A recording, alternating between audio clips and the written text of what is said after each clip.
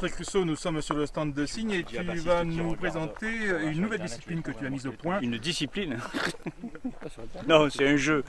J'ai le premier. Parfait. Dans la région, on est tous des passionnés de chasse à la grive, au poste.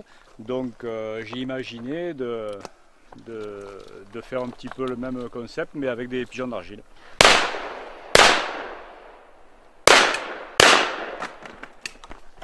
Normalement, on chasse à la grive, on chasse seul, mais là j'ai dit on va en mettre deux copains côte à côte, comme ça ils vont pouvoir se tirer la bourre, comme on dit chez nous. Et donc, dès qu'ils sont prêts, on envoie des petites volées de pigeons d'argile, par 2, par 3, par 4 s'ils sont très forts. Et on essaie d'en laisser passer le moins possible comme à la chasse. On leur donne l'autorisation de tirer avec des semi-automatiques, donc à mettre 3 coups. On a mis en place aussi un système de boîte pour qu'on ait un chargement assez rapide. C'est le plus difficile, c'est ça. C'est du travail d'artiste, ça, de poulet. À toi.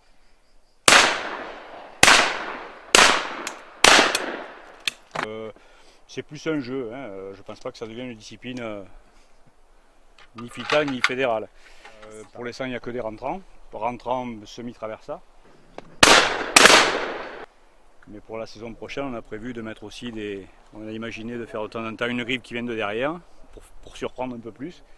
Et pourquoi pas aussi un ramage d'oiseaux en même temps pour se croire carrément à la chasse, quoi. C'est mou aujourd'hui.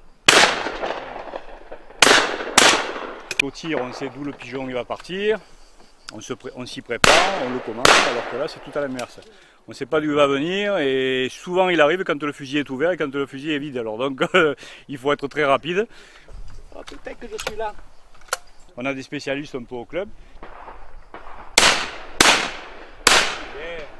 Les jeunes surtout, il faut s'arranger pour avoir toujours le fusil plein, quoi. Et ils vont voir les deux siffleuses qui arrivent. Allez. Le fusil chargé et c'est le plus difficile parce qu'une fois qu'on a tiré, il faut ouvrir et à ce moment-là, il y en a d'autres qui arrivent, donc c'est recharger rapidement, quoi. Et il y a deux chachas qui arrivent, deux chachas, là, regarde-les. Ouais, je te les chile un peu. Alors, Monsieur Cobalto, qui préparait l'ouverture aux alouettes, là. Qu'est-ce que vous en pensez de l'entraînement que vous venez de faire? Eh bien, je vais essayer de m'entraîner pour aller aux alouettes. Et je pense que je vais m'entraîner toute l'après-midi. Oui. Pour essayer de moins en manquer. Parce que l'année dernière, il paraît que vous en avez quand même pas mal manqué. Oui, j'en prenais une sur 20. C'est amusant au petit calibre. Et on a vraiment la sensation de tir aux grives, quoi. C'est très amusant, c'est hyper ludique. Quand on a fini une journée où on a travaillé sur des plateaux pour la compétition, etc., surtout avec les jeunes, je trouve que c'est super intéressant de pouvoir venir se défouler.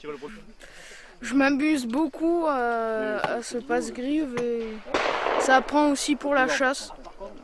L'avantage, c'est qu'on peut faire des petites volées s'il y a des bons tireurs avec des tirs automatiques à 6 cartouches. Donc on peut faire des volées de 3-4 plateaux en même temps. Et ça représente vraiment le vol de grive, quoi. Pour les jeunes, je les conseille de commencer par là, parce que ça va leur donner l'envie de tirer au baltrap. Et je pense que c'est une bonne école pour commencer.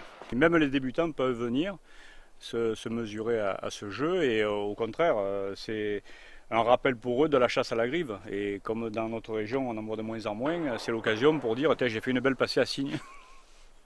Grive le passe-brive. Grive, pardon. Grive le passe. Oh bien. C'est mou aujourd'hui.